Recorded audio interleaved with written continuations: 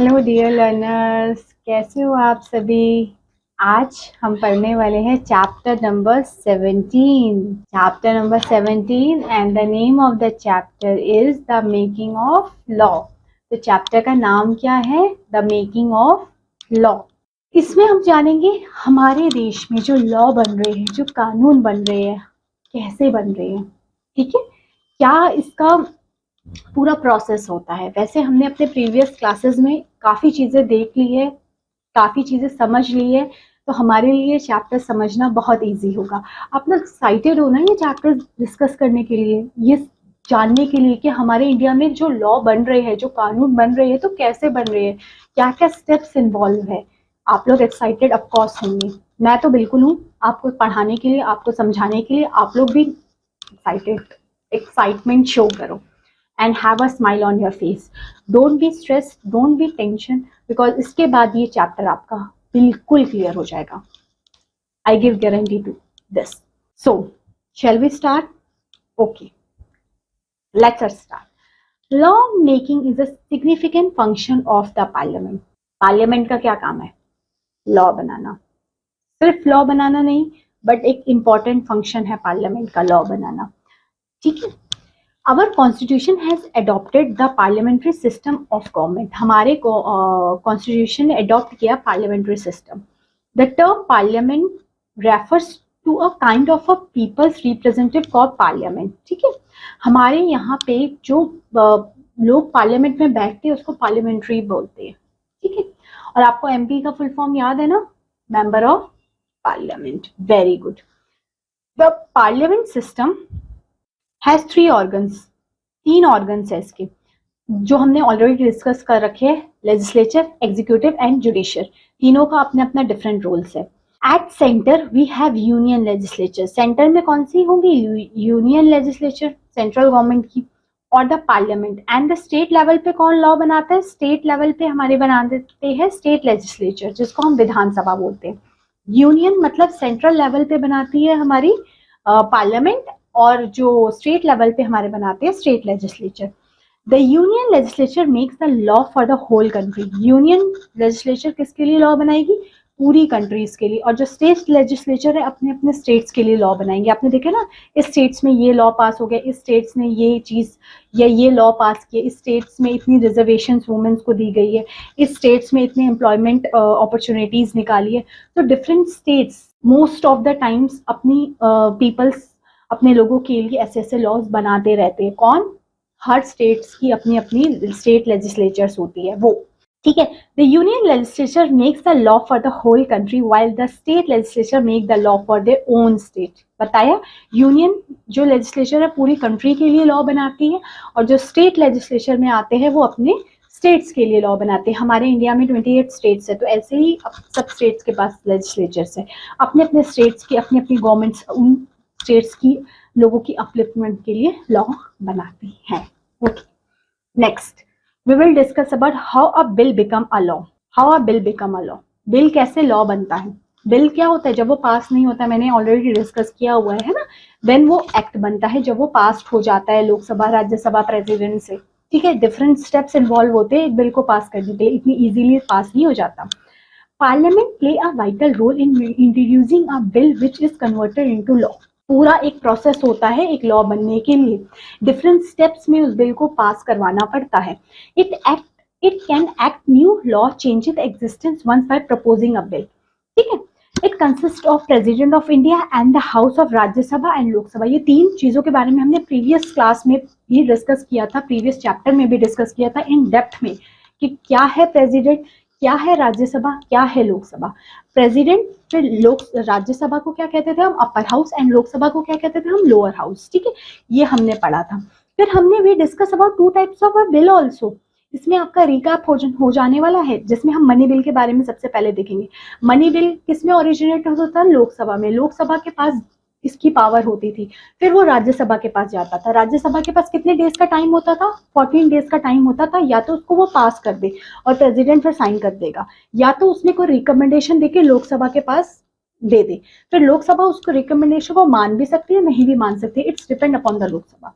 लोकसभा मानेगी तो भी ठीक है, नहीं मानेगी तो भी ठीक है, क्योंकि पास तो होना ही होना है, क्योंकि उसमें मनी बिल में लोकसभा की चलती है कि it can originate only in the Lok Sabha, Lok Sabha में ही मनी बिल आता है, not in the Rajya Sabha. Introduction Lok Sabha में ही होगा मनी बिल का, ऑर्डिनरी बिल का तो किसी में भी हो सकता है, बट मनी बिल का introduction only in the Lok Sabha, that is the lower house. L for Lok Sabha, L for lower house. When the money bill passed by the Lok Sabha, it is sent to the Rajya Sabha. फिर वो राज्यसभा में send हो जाता है। The Rajya Sabha must with in 14 days का time होता है उनके पास, जो मैंने आपको डिस्कस किया, रिटर्न इट्स रिकमेंडेशन, रिकमेंडेशन देने के लिए। अब लोकसभा वो एक्सेप्ट भी कर सकता है, रिजेक्ट भी कर सकता है, वो रिकमेंडेशन वो सब का सब लोकसभा के ऊपर है कि उसको मानना है राज्यसभा की बात या नहीं मानना, क्योंकि चलनी तो लोकसभा की है। The money bill shall be deemed, denied कर सकते हैं जो उसने रिकमेंडेशन दी है। Pass by both the house, तो वो बिल किसके पास चले जाएगा? हाँ, pass by the both house in the form in which was pass by the Lok Sabha. If the money bill is not return to the Lok Sabha within 14 days के अंदर नहीं होता, it shall be considered have B pass both the house. ठीक है, both the house signature of president करने के बाद वो बिल पास माना जाएगा और वो बिल पास हो जाएगा। कौन सा bill? Money bill. Second is ordinary bill. Ordinary bill किसी भी हाउस में हो सकता है इंट्रोड्यूस, ऐसा नहीं है लोकसभा में होगा। लोकसभा राज्यसभा के पास किसी में से भी वो पास हो सकता है। जैसे अगर वो लोकसभा में पास हुआ तो फिर राज्यसभा के पास जाएगा, राज्यसभा के बाद फिर प्रेसिडेंट के पास जाएगा। अब प्रेसिडेंट को रिकंसिडरेशन कुछ उसमें चेंजेस दे सकते हैं, ठीक है, उसने रिकंसिडरेशन दिया, फिर दोनों हाउस ने उसके बारे में सोचा, वो माने ना माने, अगर उन्होंने फिर से पास कर दिया तो सेकेंड टाइम प्रेसिडेंट को साइन करना ही होगा। ठीक है, भले उन प्रेसिडेंट की वो बात उन्हें रिकंसिडरेशन माना या ना माने, उनको पास करवाना ही पड़ेगा। ठीक है, it can introduce in either of the house, किसी भी हाउस में वो पास हो सकता है, जो मैंने आपके सामने पहले डिस्कस किया। The bill has been passed both the house separately after 3 readings. It involve introduction, discussion, voting वगैरह होती है, फिर वो पास माना जाता है। ठीक है, सेकेंड हाउस को एग्री नॉट एग्री करने, कुछ चेंजेस करना है। ठीक है, हाँ, फिर आता है इसमें डेडलॉक, जो हमने प्रीवियस चैप्टर में भी देखा था। अगर दोनों के बीच में पास नहीं हो पा रहा है, कहीं ना कहीं वो चल रहा है उनके बीच में, तो डेडलॉक हो जाएगा। ठीक है, डेडलॉक होते ही ज्वाइंट सिटिंग बुलाई जाती है प्रेसिडेंट के द्वारा। ठीक है, फिर ज्वाइंट सिटिंग में लोकसभा भी आती है, राज्यसभा भी आती है, फिर उस बिल को पास कराया जाता है। ठीक है, और उस ज्वाइंट सिटिंग को प्रिसाइड कौन करता है? Speaker of Lok Sabha. ये चीज है। ठीक है, फिर हम देखते हैं, इसमें लिखा भी है, देखो, money bill are related to income and expenditure of government. Income expenditure, income मतलब इनकम जो आ रही है, एक्सपेंडिचर गवर्नमेंट कहाँ खर्च कर रही है, इन सबके बारे में मनी बिल में दिया होता है। और आप लोग मुझे बताएंगे इसका आर्टिकल कौन सा है मनी बिल का, मैंने बता रखा है, सोचो। ठीक है, ऑर्डिनरी बिल कौन से होते हैं? Is not related to any type of money, वो मनी से रिलेटेड नहीं होते, क्योंकि मनी से जो रिलेटेड होगा वो मनी बिल में आएगा। ठीक है, चाहे गवर्नमेंट के इनकम एक्सपेंडिचर कुछ भी हो, वो सारे के सारे मनी बिल में आएंगे। Both type of bill has pass by various stages. देखिए, डिफरेंट स्टेजेस से पास करवाना पड़ता है। ठीक है, इन दोनों को। फिर हम पढ़ते हैं लॉ मेकिंग, लॉ कैसे बनते हैं। ठीक है, बिल कैसे पास होता है वो तो सबको समझ आया। 2 टाइप के bill, money bill and ordinary bill. Money bill में लोकसभा की चलेगी, और जो ऑर्डिनरी बिल में उसमें दोनों की है, लोकसभा राज्यसभा दोनों की। Law making, when the both house has agree to the bill according to the constitution, the parliament called a joint sitting. Both the house agree to the bill according to the constitution, president joint sitting बुलाते हैं। फिर the speaker of Lok Sabha preside करता है वो joint sitting को, जो मैंने बताया था। ठीक है, once the bill has been pass both the house, तो वो प्रेसिडेंट का उसमें जाता है साइन, और जैसे ही वो साइन जाता है वो बिल पास हो जाता है। तो ये बिल पास करने का प्रोसेस। जो लॉज अप्लाई टू ऑल, सबके लिए वो लॉज अप्लाई होते हैं? Of course yes, whether we are girl और अ बॉय और अ वुमेन और अ मेन, सबके लिए कॉन्स्टिट्यूशन ने लॉ बना दिया तो वो सबके लिए है। ठीक है, उसमें कैटेगराइजेशन नहीं है कि गर्ल है, बॉय है, दिस है, दैट है, नो। ठीक है, our law can not discriminate between a person on the basis of religious, caste, gender, जो मैंने अभी बताया, किस धर्म से है, कुछ भी है। लॉ बन गया तो वो सबके लिए। अब जैसे ट्रैफिक रूल का बन गया, हेलमेट लगाना है। ठीक है, ऑफ कोर्स कुछ केसेस में थोड़ी सी रिलैक्सेशन दे सकते हैं, बट सबको कंपलसरी होता है। सीट बेल्ट लगाना है, गाड़ी में आप बैठोगे, इट इज कंपलसरी। ऐसा तो नहीं है गर्ल है तो नहीं लगाएगी, वुमेन है तो नहीं लगाएगी। ठीक है, ऐसा नहीं है कि या फिर आप कोई दूसरी कम्युनिटी के हो तो नहीं लगाओगे, सबके लिए वो रूल है, वी हैव टू फॉलो। इसलिए हम बोलते हैं राइट टू इक्वालिटी। इसमें देखो, ये जो इंपॉर्टेंट पॉइंट्स लिखे होते हैं ना, दैट इज इंपॉर्टेंट, जो छोटे छोटे बॉक्स में लिखे होते हैं। All persons are equal before the law. This means all persons shall be equally protected by the law of the country. It state no citizen can be discriminate. देखिए discriminate नहीं कर सकते आप उसको रिलीजियस कास्ट उसके according, सब लोग equal है। आर्टिकल नंबर 14 कहता है ना इक्वालिटी बिफोर लॉ, मतलब कानून के सामने आपने एक फोटो भी देखी होगी कि कानून वो आंख में पट्टी बांधी होती है, दैट मीन्स उसको कुछ नहीं दिख रहा, आप गर्ल हो बॉय हो, किस रिलीजियस से हो, किस कास्ट से हो, किस धर्म से हो, किस जाति से, उसको कोई फर्क नहीं पड़ता। तो यही बताता है इक्वालिटी बिफोर लॉ, लॉ के सामने कानून के सामने सबके सब इक्वल है। मैं हूं आप हो कोई भी है, everyone is equal. No person above the law neither the government और द ऑफिशियल, कोई भी लॉ से ऊपर नहीं है। अगर कोई सरकारी कर्मचारी है, कोई भी है, प्राइवेट ऑर्गेनाइजेशन में काम कर रहा है, व्यापारी है, डॉक्टर है, इंजीनियर है, सबको वो लॉ फॉलो करना पड़ेगा अगर वो उनसे इंडिया में रहते हैं। इंडिया के रूल रेगुलेशन को you have to follow, there is no other substitute of it, ठीक है। ओके, एनी क्राइम और violation of law has specific punishment, उनकी एक स्पेसिफिक पनिशमेंट भी है, मेंशन की देते हैं ना, ऐसे लिखा होता है ना, अगर आप हेलमेट नहीं लगाओगे इतने का चालान करना पड़ेगा, ये नहीं लगाओगे इतना का चालान, तो उसकी स्पेसिफिक पनिशमेंट्स भी है। ये तो छोटा है, डिफरेंट, अगर आपने कोई क्राइम किया, कोई ऑफेंस किया है, so there is different imprisonment also, different categorization of it also, कि आपको इतने इतने टाइम के लिए जेल होगा, ये होगा वो होगा, ये सब चीजें बताई गई है। पार्लियामेंट रिमूव द प्रेसिडेंट, देखिए ये इंपॉर्टेंट है, पार्लियामेंट प्रेसिडेंट को भी रिमूव कर सकता है, वाइस प्रेसिडेंट को भी रिमूव कर सकता है, जज ऑफ हाई कोर्ट को भी कर सकता है, बस मेजोरिटी से पास करा दो तो रिमूव हो जाएंगे, ठीक है। ये इंपॉर्टेंट चीजें बता रखी है, हाँ ठीक है। ये जो आपके प्रेसिडेंट के पास ये सारी पावर होती है।